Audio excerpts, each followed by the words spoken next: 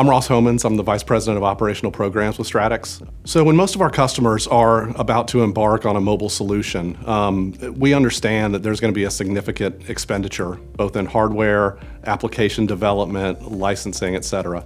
And ideally, there's a ROI associated with that for the business case. What we've seen with other organizations is that they'll put up a big tent and manage the deployment of that equipment out to the field, and then they'll take down the tent and move on to the next town.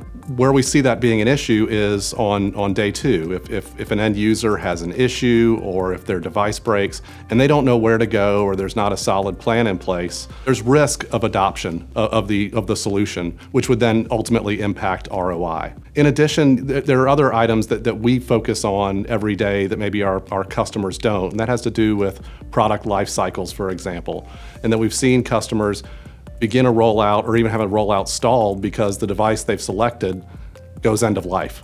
And so those are all features that we're able to bring to the table from a planning perspective and run it all the way through the device life cycle from cradle to grave. There are some cost aspects that most customers kind of see as a gotcha that we can bring to the table up front. Those have to do with shipping costs, for example, that we're able to bring to the table as part of the total cost of ownership, for example.